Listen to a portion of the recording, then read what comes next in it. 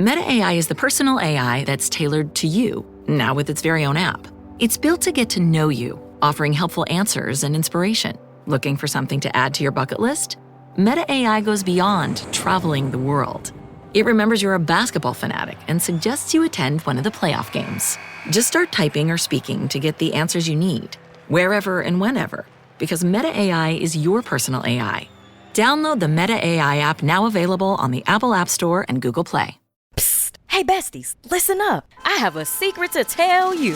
LinkedIn now has improved the job search experience for nurses. Search by your specialty, the shifts you want to work, and the salary that you want to make. With so many employers hiring on LinkedIn, finding the perfect job is even more simplified. So don't spend months searching. Go to linkedin.com/nurses and find out why in the past year, more than 1.5 million nurses have used LinkedIn to search for their next role. That's linkedin.com/nurses.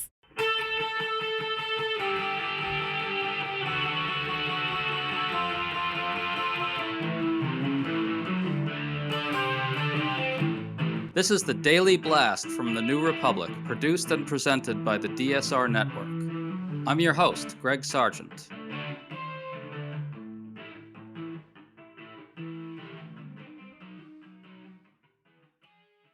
We think a Rubicon has been crossed in our politics. President Donald Trump and his team appear to have explicitly concluded that authoritarian violence is good politics. And many in the media seem to be playing along with this idea. Over the last 24 to 48 hours, Trump has repeatedly exploded with anger at California Governor Gavin Newsom and even called for his imprisonment. He's talked about the troops going into California in tones befitting a third-world tin-pot dictator, and he openly threatened violence against any protesters who dare to show up at the big parade he has planned for this weekend in his own honor. Data analyst Elliot Morris has been pushing back on the idea that all of this is good politics for Trump. He's pointed out in numerous posts on his Substack, Strength in Numbers, that Trump's immigration agenda is actually quite unpopular, including in a brand new poll that shows his sending of troops into California is widely disliked by voters. So we're talking with Elliot today. Thanks for coming on, man. Hey, thanks for having me on, Greg. I want to start with Trump saying that any protesters at his big parade this weekend will be met with heavy force. Listen to this. And if there's any protester who wants to come out, they will be met with very big force. By the way, for those people that want to protest, they're going to be met with very big force. And I haven't even heard about a protest, but, you know, this is people that hate our country, but they will be met with very heavy force. Elliot, note that he makes no distinction there between violent and peaceful protesters. He said any protester will face force. I think he gives himself away a bit there because he says he hasn't heard about any protests. You know, he doesn't want the protests to materialize. He doesn't want them to be big. He hates crowd sizes that tilt against him. Your thoughts on all this? Yeah, I mean, I think there's no way he doesn't know that these protests are scheduled, especially in D.C. and countering his big parade. So I think he's just trying to like get ahead of that. He doesn't want people to come to his protests. But I think this is just the latest in a pattern of like potential overreach by the administration. You saw this on some of the immigration stuff. This is true on tariffs and trade. This is true on some of his other domestic policy. It's certainly true on cutting Medicaid and the one big beautiful bill. Is a pattern of the administration going beyond what they've been sanctioned for by public opinion by the result of the election, and moving policy in the extreme direction that Trump and Stephen Miller and the other people on the Domestic Policy Council want to enact. And to them, the only real barrier to what they can do is their imagination. So they're going to say, we don't want protesters on the streets because it's bad optics for us in our military parade. He doesn't want his opponents to have anything they can point to as success. That's part of his destruction of mutual tolerance for the party system, which is classic authoritarianism. And that's it. That's the motivation, right? And everything else circles around that. And we're clearly seeing that with the California stuff playing out. Trump erupted at Governor Gavin Newsom a bunch of times in the last couple days. In one tweet, Trump raged as follows, quote, "If I didn't send in the troops to Los Angeles the last 3 nights, that once beautiful and great city would be burning to the ground right now." In another tweet, he ripped the governor as Gavin Newscum, one of his favorite lines, suggesting that Newsom is somehow inspiring protesters to spit on National Guardsmen. He repeated similar stuff to reporters on Tuesday. Elliot, you did a piece analyzing some new polling data on the troops getting sent to California. Can you tell us what you found? Sure. Well, look, the motivation here is that there's an assumption that the politics of sending in the National Guard and the Marines against these protesters, assumed to be like violent rioters by the administration. At least that's what they want to sell. There's an assumption that that's good politics for Trump and for the administration. And that at least doesn't seem to be the case immediately. So YouGov did some polling overnight, and they asked a question: do you approve or disapprove of Donald Trump sending the National Guard to quell protests in California? That's all they asked. And this question is 7 points underwater. So 38% approve and 45% disapprove of this. YouGov asked the same question they asked: do you support sending the Marines in? And even more are disapproving of this. It's 13 points underwater. Now, I don't want to give the impression that this is like totally toxic for the administration. The protesters themselves are also unpopular. YouGov asks, do you support, approve of the protests? And people say no. So there's some wiggle room for the administration there. But the point is, right, there's a potential disconnect between using local law enforcement to shut down protests, or even maybe to address the root causes of the things people are protesting, say, in a democracy, and sending in National Guard and Marines to shut down peaceful and sometimes not sometimes violent protests. And people don't really like doing the latter. At least right now, they don't see that it's justified. To stay up to date on all the news that you need to know, there's no better place than right here on the DSR Network. And there's no better way to enjoy the DSR Network than by becoming a member. Members enjoy an ad-free listening experience, access to our Discord community, exclusive content, and more. Use code DSR2025 for a 40% off discount on sign-up at thedsrnetwork.com/buy. That's code DSR2025 at thedsrnetwork.com/buy. Thank you, and enjoy the show.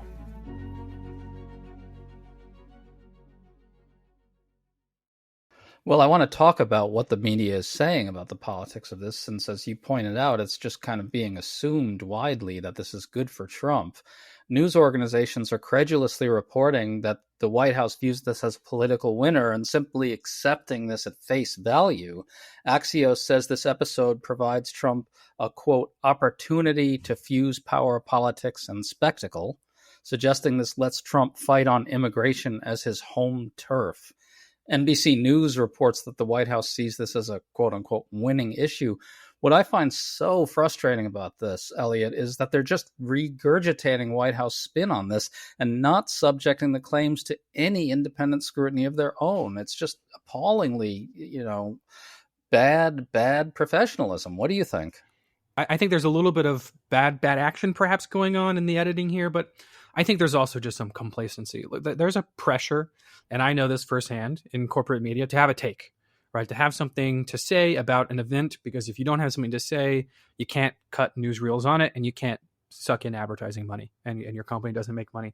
So I think lots of the analysts and commentators and pundits are pressured to have a take on this, and their default take is whatever their prior is, whatever assumption they have about the world. Unfortunately, I think that assumption is being influenced too much by headline approval numbers for Trump on immigration. This is not an immigration issue, by the way. This is a protest civil rights law enforcement issue, and being too influenced by the images from 2020 that is weirdly retconned in our head to be good for Trump, but in fact, right, academic studies showed that the protests in 2020 increased Biden's vote share and hurt Trump.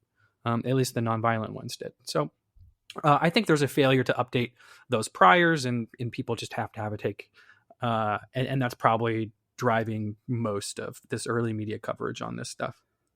Well, I want to come back to that. I want to pick up on something you just said there about whether this is actually an immigration issue. You can kind of divide the claim that the media is making here into two pieces. The first is that immigration as an issue automatically plays in Trump's favor.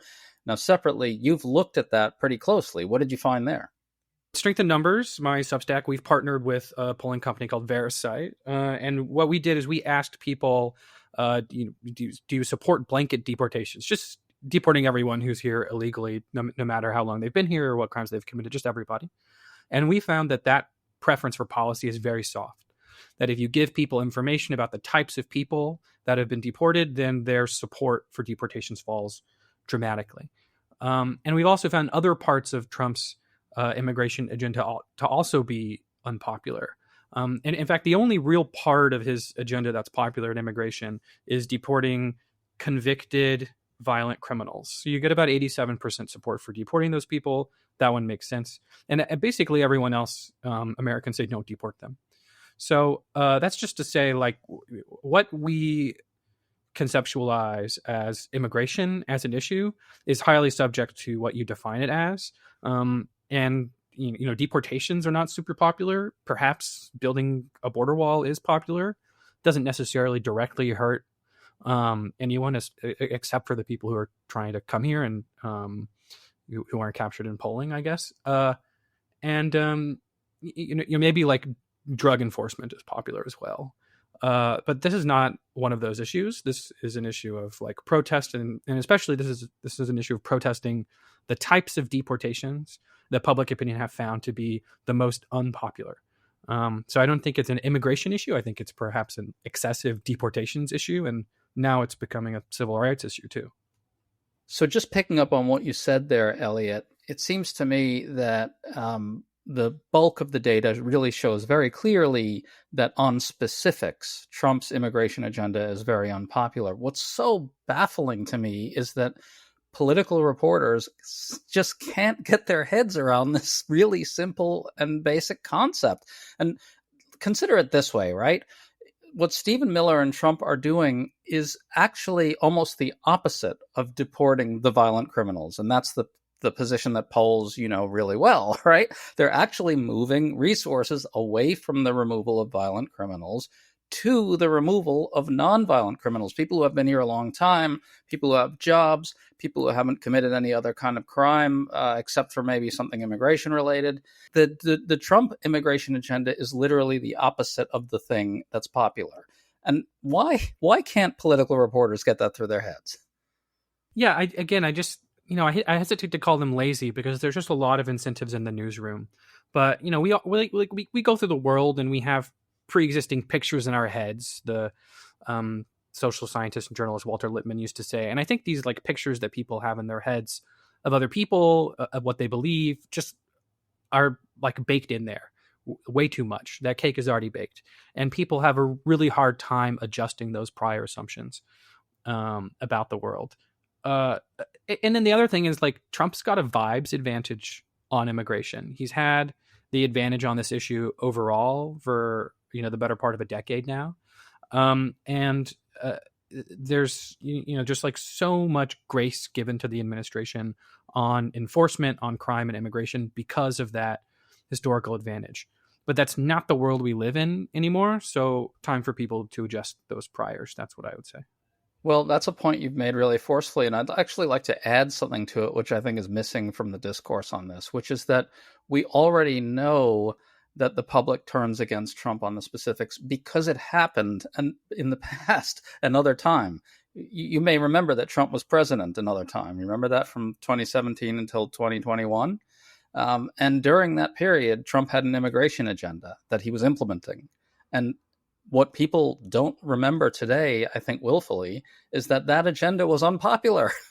And so that's something else that's been erased from the discussion here, because I guess what a lot of pundits really default to is that position you just laid out, which is that Trump has this automatic sort of potency on the issue. But it actually wasn't borne out in real life when he was president last time. Can you talk about that? Yeah, and this is the pattern. This is the same pattern. Last time there was, it was less about deportations, much more about securing the border, they called it. And that involved another notable case when the administration steps beyond, the policy that public opinion has sanctioned for the administration. That's when they broke up families at the border, and they separated people as they crossed the border, children from parents. And shortly after that, Trump's net approval on immigration fell to minus 30 points. It was like one of his worst statistics ever. His net approval rating overall was minus 20. And, I just think that should be, maybe zooming out here a little bit, that should be like proof to some people that these opinions that people have are not set in stone and they can react to the events. In this case, I think the administration's also perhaps towing the line, or has already gone, far beyond what the public opinion has sanctioned for deporting certain people. And like, time to make those same arguments. I would say if this is true, then let's see if it's true and make the arguments and try to test public opinion on it in real life. So there's a second claim embedded in this kind of media approach of essentially granting Trump potency on this issue, which I think is in some ways even more sinister and misleading. You kind of got at it earlier. It's the idea that voters will automatically look at the spectacle in California as being primarily about immigration. But why would voters look at it that way? What they're seeing on their TV screens is American troops being sent into an American city in response to largely peaceful protests. Now, it's true that the press is kind of magnifying the degree to which there is violence there, and that could tilt opinion maybe toward Trump a little. But that aside, there's simply no reason to assume, as Axios and NBC did in those things I just read, that this constitutes an issue that's Trump's home turf. It's almost as if voters kind of go through this motion where they say, oh, well, Trump is doing this because of immigration issues. Therefore, I see what he's doing as being about immigration. And I just don't think that's how voters process information. Can you talk about that? Yeah, I mean, voters, we know by and large, first off, only about half of America pays attention to this stuff. So let's, just set our expectations appropriately. The people who do pay attention to this stuff get their opinions filtered to them for the most part through opinion leaders. So that's, people who work for the party, politicians they follow, and like New York Times columnists and writers at TNR, and some people on Substack. And like those people, I guess, are talking about this as an immigration issue in much of the press. And like you've pointed out, and I agree, I think they've adopted those positions somewhat lazily, but it doesn't work the other way around.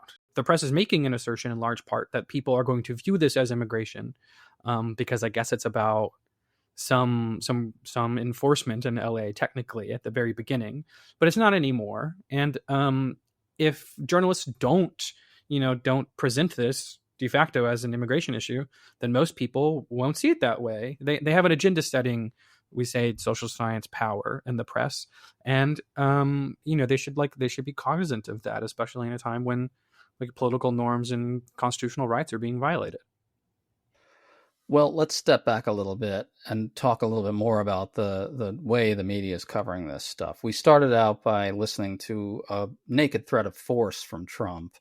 I looked at a few news clippings about that threat, and they all just treated it in an almost matter-of-fact tone. They reported it pretty straight. And similarly, when Trump called for the jailing of Newsom, it wasn't treated as huge or alarming news. It was just treated as the president said something. And in many cases, it was buried deep in stories, not even a headline, even though the president called for the arrest of a governor of the opposing party based on zero lawbreaking of any kind. Elliot, can you talk a little bit about why the media is going here? And in a global sense, is authoritarian violence good politics for Trump or not? No, it's not good politics. I mean, like what we have is a president who is using executive authority to nationalize or federalize the National Guard in a way that hasn't been done since 1965 to quell small, bursts of pretty isolated violence in LA, and who's also saying he will use, I guess, similar force against peaceful protesters. He's not discriminating against peaceful and violent protesters against his parade this weekend. So I just don't think in any other like reality that plays well. The only reason we're having this conversation is because Trump has branded himself as the law and order guy, and to assume that this plays well because of the latter, just seems extremely unevidenced to me. Well, folks, if you enjoy this conversation and you want more actual straight talk on what the polling shows, definitely check out Elliot Morris's Substack, Strength in Numbers. Elliot, thanks so much for coming on, man. Good to talk to you. Yeah, thanks, Greg. Appreciate it.